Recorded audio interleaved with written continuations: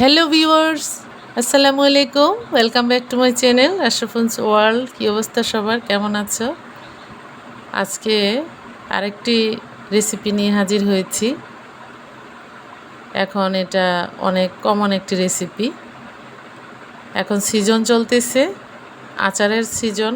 কাঁচা আম অ্যাভেলেবেল, কাঁচা আমের আচারের সিজন।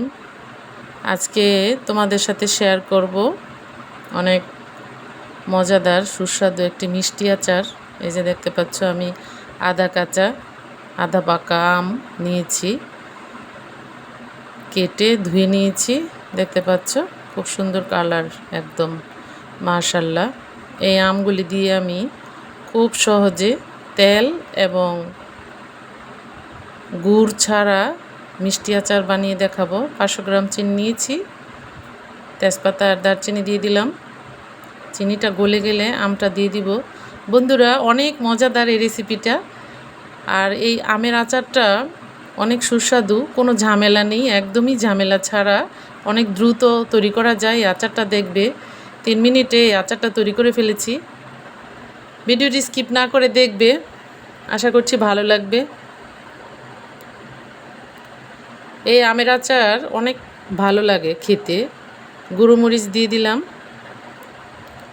কালারটা যাতে ভালো আসে। এমনিতেই আচারের কালারটা ভালো আসবে আশা করছি, কারণ আমগুলি একদম পেকে লাল হয়ে গেছে, আর কিছু কাঁচা আছে।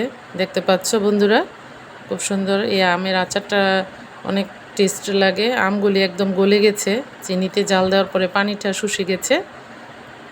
এই যে দেখতে পাচ্ছ, অনেক দ্রুত হয়ে যায় এই আচারটা, কোনো ঝামেলা নেই, একদম মানে কোনো উপকরণই লাগে না। তেল, আসল যেই তেলটাই লাগে না। এটা ফ্রিজে, নর্মাল ফ্রিজে রেখে খেতে পারবে ভিনেগার ছাড়া। এই যে দিয়ে দিলাম 5 ফোড়ন। আমি বেশি করে, মানে উঁচু করে 1 টেবিল চামচ 5 ফোড়নের গুঁড়ো দিয়েছি। এটা আমের পরিমাণ বুঝে দিতে হবে। আর এই যে সবার শেষে 5 ফোড়নটা অ্যাড করলাম যাতে ফ্লেভারটা থাকে। এই যে দেখতে পাচ্ছ আমার আচারটা কত দ্রুত হয়ে গেল, আর এত সহজে। এই কাঁচা আম দিয়ে এই আচারটা তৈরি করবে বন্ধুরা, একদম ভাতের মতো খেয়ে ফেলবে, এত সুস্বাদু হয় আচারটা, অনেক টেস্ট লাগে। যে কোনো সালাদ বা শসা, কাঁচা পেঁপে এগুলো দিয়ে তোমরা এই যে এই আচারটা খেতে পারবে, অনেক ভালো লাগবে। আমি কিছু টালা জিরার গুঁড়ো দিয়ে দিলাম, এতে অনেক ভালো লাগে। এটা অন্যরকম ফ্লেভার আসে এই আচারটাতে, খুব ভালো লাগে এই আচারটা। তোমরা বাসায় ট্রাই করে দেখতে পারো, অনেক দ্রুত এবং অনেক অল্প উপকরণ দিয়ে হয়ে যায় আচারটা। মাশাল্লাহ মাশাল্লাহ, খুব সুন্দর হয়েছে। কেমন লাগলো কমেন্টস করে জানিও বন্ধুরা, কত দ্রুত অল্প উপকরণ দিয়ে আচারটা হয়ে গেল। এটা অনেক মজাদার, বাচ্চাদের জন্য তো অনেক ভালো লাগে এই আচারটা। দেখলে তো কত সহজে হয়ে গেল মজাদার একটি আমের আচার।